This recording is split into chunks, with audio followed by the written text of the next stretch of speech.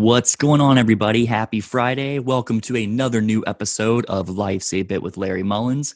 Do me a favor, if you're watching on YouTube, please like, comment, and subscribe. And also click that bell icon so you can be notified when I post a new episode. I'd appreciate it. If you are listening on Spotify, please click the follow button. And lastly, if you are listening on Apple Podcasts, please rate it and write a review. I appreciate the support greatly. My guest this week is Monica Nevi. She is in Washington State. It's awesome to talk to a comic that's on the West Coast. We have just an awesome chat. We talk about everything from old school hip hop to the USA Dream Team. You know, that probably the best basketball team ever to grace the basketball court. She also released 2 albums close together.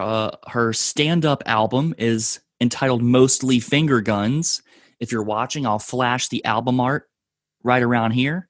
And she also released an album titled Chill, which is a comedy guided meditation album. And let me tell you, guided meditation and comedy, it's fucking hilarious. You can download or purchase them wherever you stream music, iTunes, Spotify, etc., etc., etc. Anyways, I'm done rambling. Allow me to introduce Monica Nevi.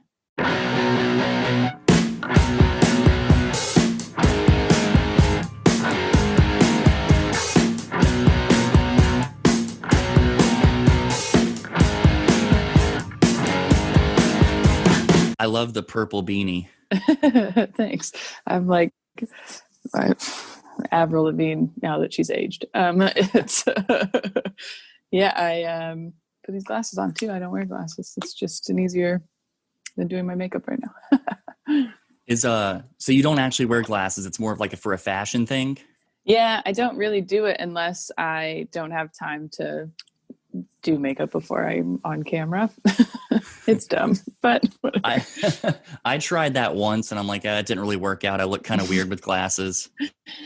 Some people don't. No one's ever even said anything, which I think is great. Everybody made fun of me and they're like, do you really wear glasses? I'm like, no. Then why are you wearing those? Like, I thought it looked cool. I mean, I know people who do wear glasses and they'll have no prescription in them wearing their contacts because they like the way they look. And I'm like, what is it? You wear glasses? Why don't you just get glasses that look like that?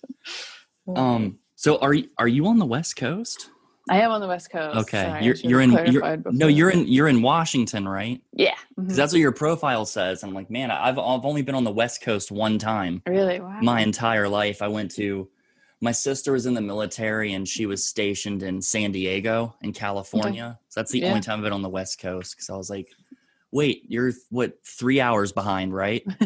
It's funny because I did a different interview Wednesday and we really had to make sure we got the time right because he was East Coast and I was West Coast. And so I was kind of mixing up whether we had discussed it or not. So it's 3 hours behind, right? Yeah. Where are you? I'm in Virginia on the East Coast. Okay. Yeah. That's all the way on the East Virginia. All the way. Yeah. I live about 40 minutes south of DC. Okay. Wow. Yeah. So you're all the way over there and I'm literally like water. It's West Coast, So up in the top left corner. Have you lived there? Have you lived there your whole life? I'm originally from here. Yeah, I'm originally from Renton, Washington, which is a little bit south of Seattle. I lived in Los Angeles for 3 years, and then I was on the road without living anywhere for about a year. And then since all this has happened, it's kind of brought me back here, which is great. It's fine. I was, I've lived here. I've lived here my whole life. I mean, I was born here and I've never left the state. I've never lived out of state or anything. And well, yeah, you've only been to the West Coast once. That's pretty impressive. Yeah, it's kind of, I know. Well, my cousin and I are going to, leaving for Vegas the day after Christmas. Oh, wow. And that's I've never been there and his dad lives out there and he hasn't seen his dad in a while. So we're kind of going out there for like a surprise trip kind of thing. Yeah, that's be fun. I mean, that's like a bonus. And I'm like, I don't really know that I'm not really much of a gambler. I've just always wanted to go there. That's funny because I've like tried to gamble, but I think my attention span is just too short. And so I don't really like it, but I do like Vegas. So there's a lot other stuff to do. Yeah, I just want to see all the lights and stuff. I've never like I think my entire life I've maybe bought like 5 scratch tickets and I haven't won anything. I never win Yeah, anything. If there's a raffle, I never win. that's funny because I like my grandmother loves slots. Of course, I don't know what happens after you turn 60 or something. You're like, I just got to play slots.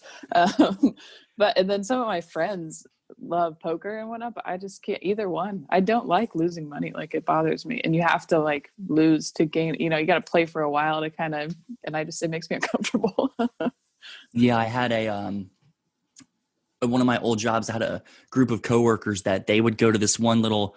I guess their strategy was there was this like small kind of like convenience store, kind of like a 7-Eleven type deal, but it was independently owned. And they would Uh-huh. go and they would spend $200 and buy a whole bundle of scratch tickets, like brand new out of the plastic. 200. Wow. And my coworker So won. yeah, the winner is supposed to be in there. Yeah, Yeah. my coworker won $10,000 one time after only Wow. spending 200. And I was just like, you got to be kidding me.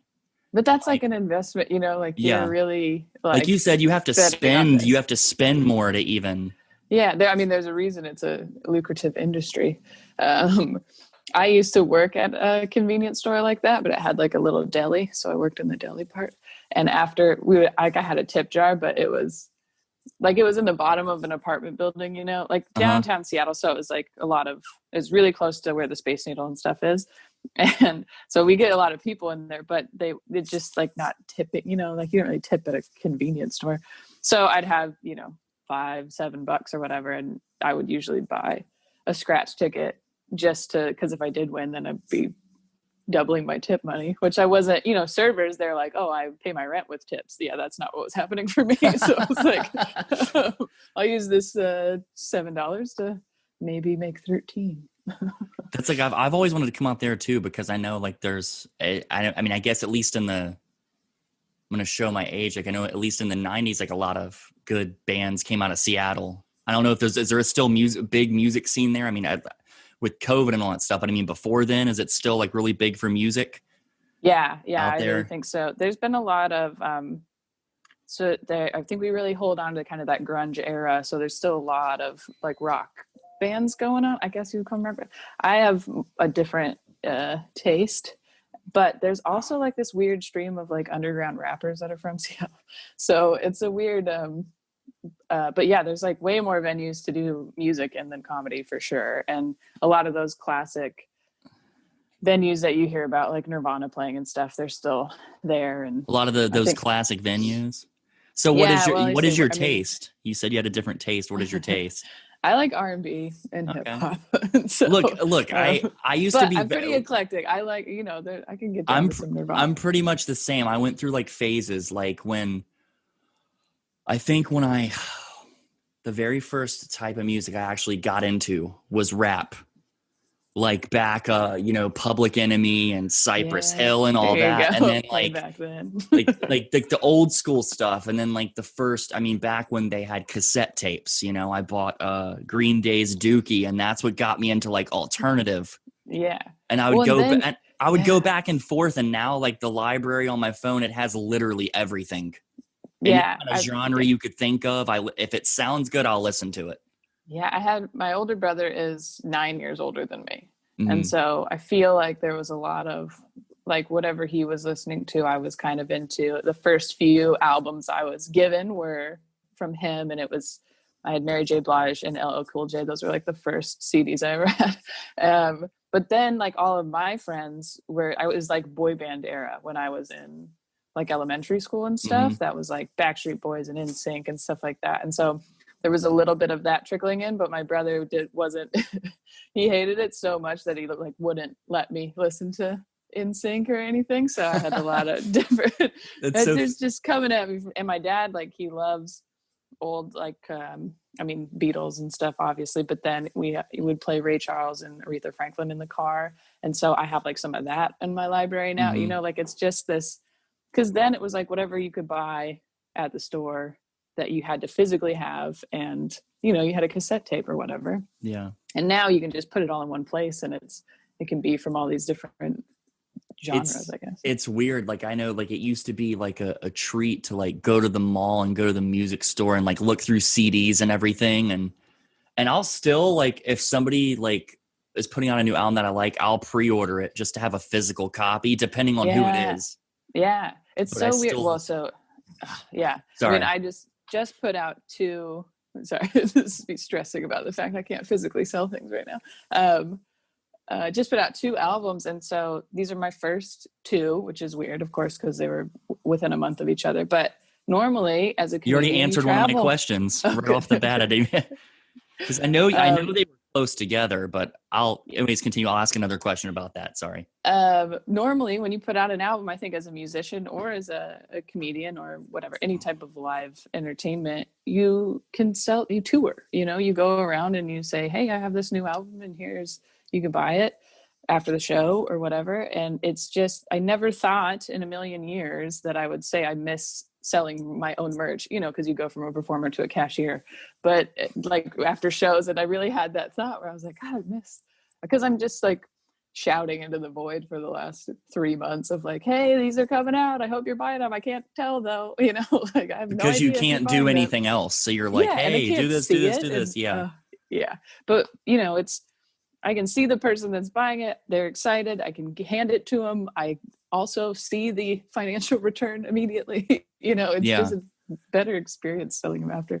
And because I have like physical drop cards that you can still download instead of like a CD, because I don't even have a DVD, like a disc drive, so I don't know where people are playing them right now. But just because that's all we can, it just made more sense that way, that people can buy on my website. And the really only benefit of that is for me financially. Like if you we're like against Spotify or whatever because they don't pay artists well enough, and you're like, I want to support you specifically by buying it from you, that would be the only reason, So because you it's can get physical it cards, so faster. you can just like, you're basically purchasing the download, then you can Yeah. download it and like actually like have it on your computer or the actual Yeah. file or whatever. Right, exactly. Okay. And so, but then it's like, yeah, the only reason you would do that is to support the artist more financially, because Yeah. you could probably faster listen to it on something else, so it's just it's been such a weird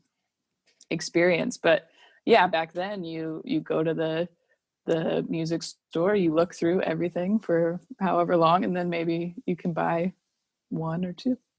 It was awesome. I mean, I remember CDs weren't that cheap. Like No. back in the day, I mean, they were almost $20 a piece. At least from Mm-hmm. when I actually got my first boom box with a CD player, that was like the biggest gift on Yeah. Christmas. I was like, oh yes, Hell a yeah. boom box. So like Oh yeah. those FYI, the Chill is on my phone now officially.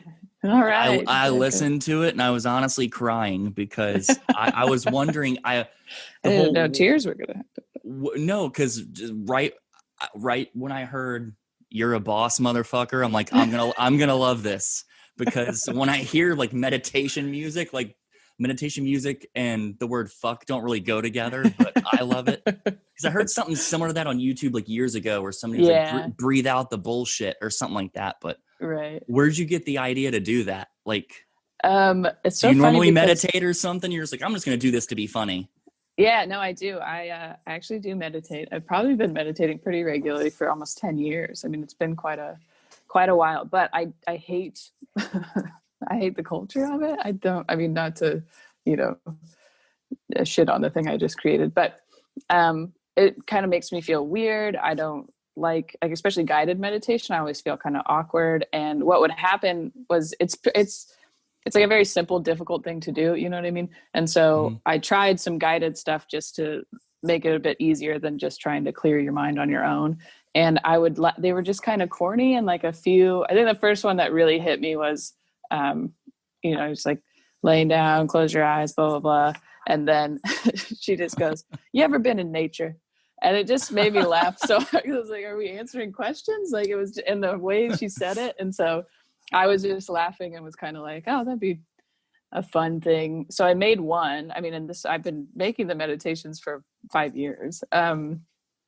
Made one and did it with just like, I was not good at editing and I'm still not that great, but with like rotating pictures, basically, like just photos would come up. Mm-hmm. And a friend of mine who actually did some other editing stuff for me was like, hey, I'll make a video for this. And so he would just edit stock footage together, and then I would do it monthly. And the meditation would be like for that month, like On for your YouTube November, this channel? is yeah. And then about a year and a half ago, I had kind of had the idea to do an album, because then it wouldn't be about the month. Each track on the album is about a certain, work stress or seeing your family or whatever. Yeah. And started to put them together. And I had done a show. It's one of these weird shows. This, is in LA, and some billionaire guy has a theater in his house. And so he would have these shows on Sundays where it'd be like band, comedian, band, comedian, band.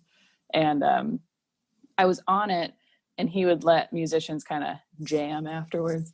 Yeah. And so there was this guy who was a musician, but also a composer. And he normally does stuff for TV and film and, whatever. Mm-hmm. And we had started talking, and he had just kind of said, like, well, if there's any projects you're working on, let me know. And so I had told him about this, and yeah, he did original music for all of it. And it just turned out better than I thought. I mean, meditation, obviously the music is important. And so it just adds this, like, let alone the fact that like everything is original, made just for that. And kind of, so I do the audio, send him a track of just me talking. And he just makes music to it, or? Yeah. Well, then I would, for each one, I'd kind of like, there's a family time one. I was like, well, it's kind of like a holiday gathering, so maybe kind of a holiday feel, and then he'd bring something back where I was like, oh, this is perfect. Or he'd like, sorry, did that cut out? There's one called Go Time, which is just supposed to like hype you up. And I was like, okay, like 96 bowls of like walkout song. And he had to look up what that was.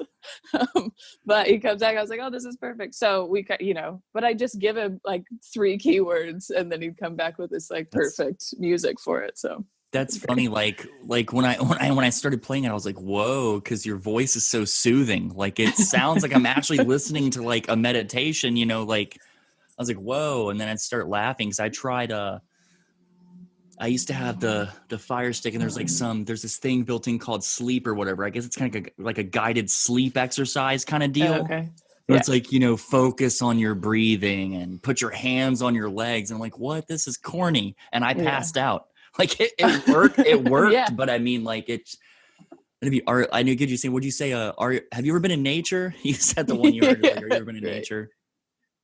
Yeah, it's I mean, it's hard to explain to people because they're like, I don't, is this a real meditation album? Is it a comedy album? And I'm like, well, it's both, I guess. Like, of course, it's funny, and I swear, and there's dick jokes every 30 seconds, but it's pretty relaxing, honestly, or motivating. Like I like the kind of affirmations parts of it too. So it kind of is both. And that's what guided is, right? Like when you're kind of saying, all right, now do this and do that. Yeah. Well, because it's just supposed to take you away from whatever other thoughts might come in. So when you're focused on doing whatever they're asking you to do, then you can't think about the other parts. So it's even though it's a weird way to do it, it's still effective. Yeah. Like what was I going to say? I tried the first time I tried it once because I had a friend who was big into it, and he's like, just close your eyes and try focusing on your breathing. And then I'm like, oh, did I leave this on? Did so-and-so text me back? And like my brain is still like, it won't shut up even when I'm sitting there with my eyes closed trying to like, but it's not super easy, like it. And in fact, I'm not even really that good at it for having done it for a long time. I know that it's easier for me if I have music. If I'm really, really trying to meditate, I don't like a guided thing. I like just some music in the background, and that's it. But and I go in and out like pretty constantly, because I know sometimes I'll be like, oh, that was clear. And then I'm like, well, shit, now I'm thinking about the fact that I was, like it's a roller coaster. Some days are better than others.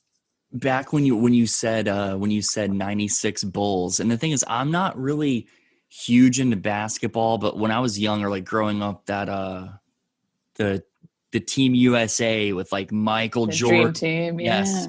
That was like, oh, I had like so much like dream team stuff, like cups and everything. And that just, I don't know, like that was just cool. That was like the best team ever.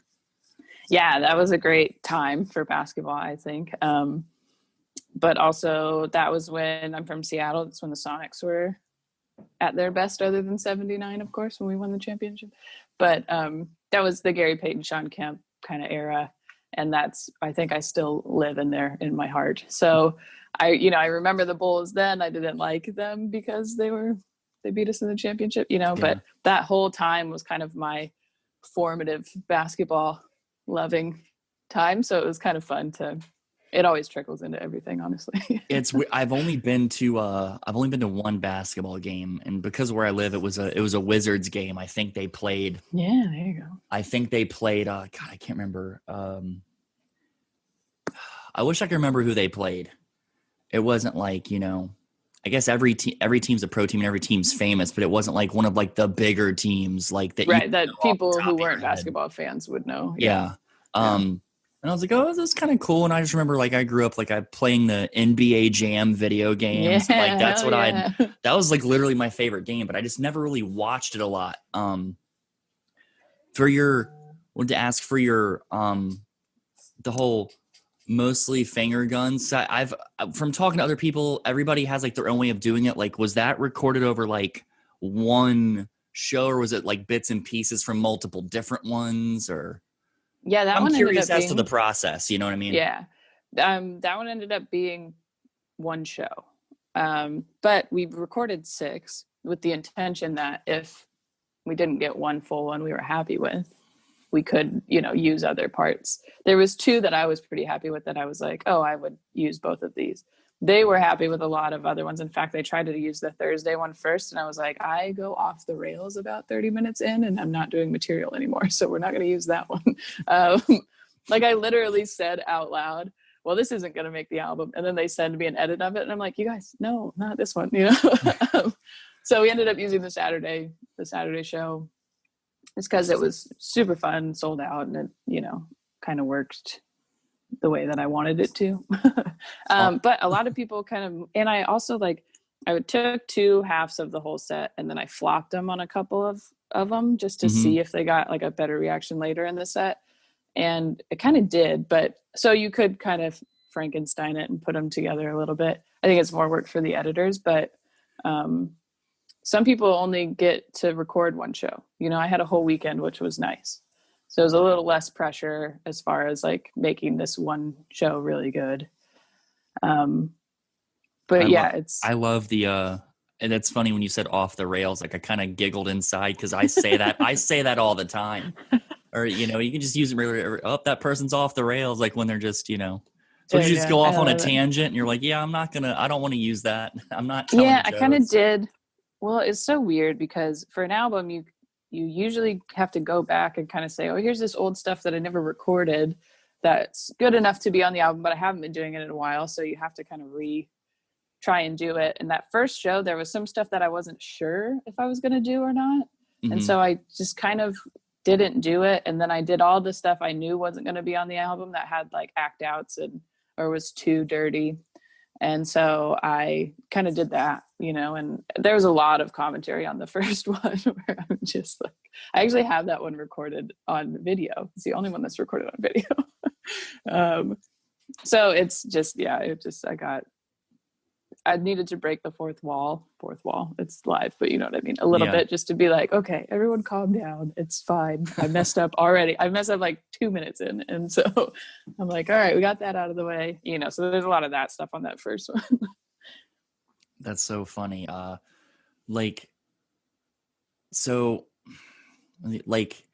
Did they know, were you just kind of like secretly recording, or did they know that you were recording and you were trying to put together? Okay. So they knew.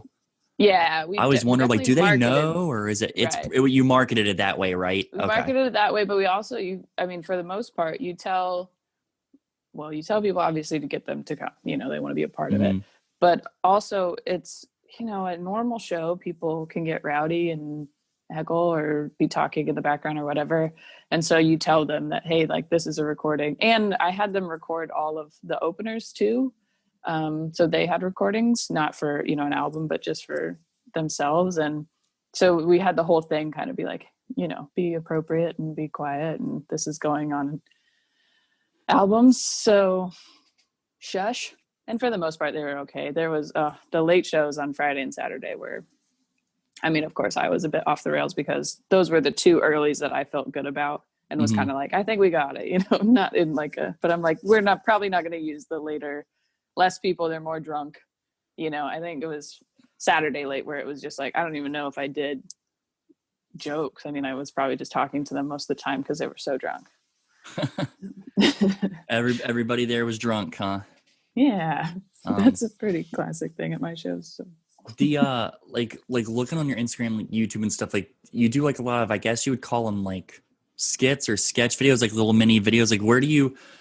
And I think especially that's handy, like especially during like this pandemic, 'cause I guess if your shows are limited, you still have a way to like put something out that's funny. Like I'm just curious as to where the ideas come from. Do you sit down and do you write something down like, oh, that would be funny, let me get one of my friends to act it out with me? Or yeah, I think it's just, I don't know. I just think of some idea. I have a list in my phone that's like video ideas. Like it literally just says video ideas. It's definitely amplified itself during this time. Like you said, like it gives me something to create, something to put out, content. But yeah, it just, I don't even know. But I have kind of an idea, and then I sit down and go, okay, this one is about Instagram versus reality. And then I like write out a little script for myself.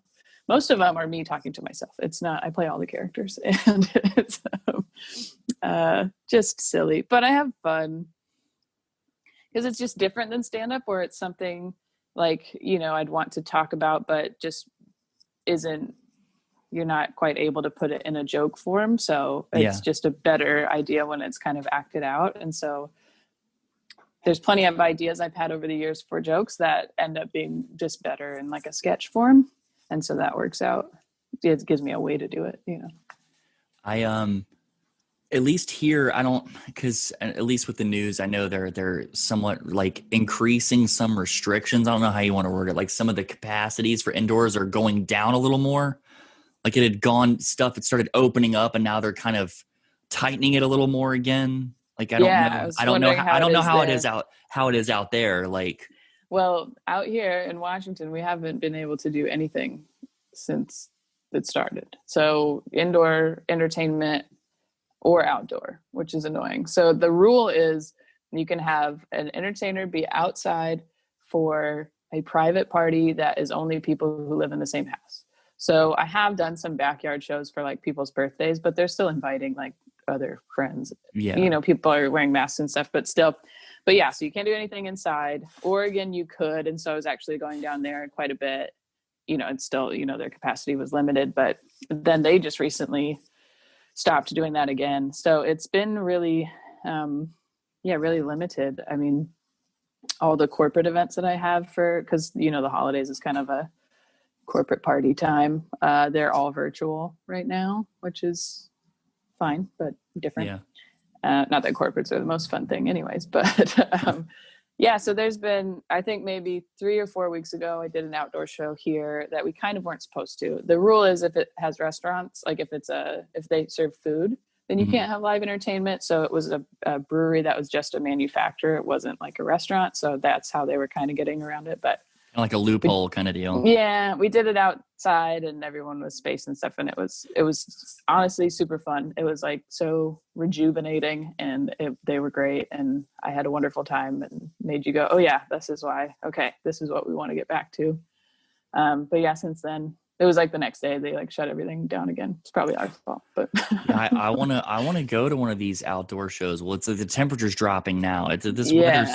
Weather's so crazy. Like the other day here, it was like a high of 70, then it got to like 32 at night. And like right now it's almost 60. And it's going to be like, it's going to be like 30 tonight. We stay in the same area if that's better. It's like, oh, you woke up and it was 43 and then it got up to 45. But yeah, it never like freezes, but it's just not warm. I went to an indoor show near DC at the end of September. And I'm like, okay, I wonder how this is going to be. And I'm like, oh, I kept checking. It's not canceled. This is back at the end of September though. And it was like a theater, not like a huge theater, but and they had basically all the seats, like the 4 rows of seats right in front of the stage were all blocked off. They were all roped off. And then behind this little bar, they have like chairs, like in groups of 2, spread apart by tables that were blocked off. And so, I mean, everybody was spread out, and I'm like, and I, when the comic started, I was like, well, I don't care. I was like, I'm going to order a drink and I'm going to take my mask off because like I'm drinking and eating and I want to laugh too. And I've seen some people keep their mask on during, and I'm like, I'm it's my cousin, like, I feel safe, I don't feel sick. It was right. Yeah. Here it was, you could do indoor dining for a little while up until a couple weeks ago. But everything was spaced out and you had to have your mask on unless you were at the table or eating, whatever. And no bar seating or whatever. Mm-hmm. But they got rid of that again, of course. But that's like how I would feel fine in a comedy club if everybody was spaced apart. And then if you were sitting, you had your mask off. Like I don't think that's going to bother, like make a difference, honestly. It's like, I don't want to be like the whole mask and the Karen situation. Like around here sometimes, like I don't know, like a few weeks ago I went out and we were shopping and I just see this one random redneck white person not wearing a mask, and I'm like, I think you're doing that on purpose to get somebody to start something with you. It's the like aggressive, like you're like, whatever, man, just put it on or get away from me. What, you don't need to hide. They're walking. It's almost like they're looking for someone to be like, what, do you have a problem with it? It's like, well, yeah. So I'm going to get away from you, actually. And like, right when I take it off, I'm like, oh my God, I can breathe. And I start scratching my face because when you have to wear it for an extended amount of time, like even though you can breathe through it, it's still hard though. I mean, well, it's the breathing, but then also like it gets like moist in here. People getting acne and stuff, it's like, the whole thing. And my mom actually wears glasses. It fogs up the glasses all the time. I've seen that. Yeah, for sure. The glasses, or even like sunglasses I've had on, and I'm like, well, I got to pick one. Well, we go ahead and wrap up here. Okay. I like to stay on time. I appreciate that, honestly. I don't know. Like I don't know. I'm weird. Like I've always been that way. Like I've never been late to a job unless it was something out of my control, like horrendous traffic or something. Then you called. Yeah. But I like is there anything you want to like plug or whatever? Yeah, right now everything is online and everything is my name. So monicanevi.com. There's a calendar on there if there's some live stream stuff you want to check out. I've been on YouTube a lot lately, so I do a live stream trivia night and another live stream show once a week. So every other Thursday and then every other Friday. The albums, Mostly Finger Guns is the stand-up album, and Chill is the meditation album, and they're on Apple, iTunes, Amazon, Spotify, Tidal, all those things. Or if you go to monicanevi.com, there's a buy my stuff button, and I will send you a drop card, which is helpful. It could be a good holiday gift, maybe. Surprise someone. Well, thank you so much for doing this. This was fun. Yeah, thank you so much for having me. Please follow the podcast on all social media at Life's a Bit Pod. If you're listening, please rate and write a review. If you're watching, please like, comment, and subscribe. New episodes every Friday. And remember, it's okay to laugh.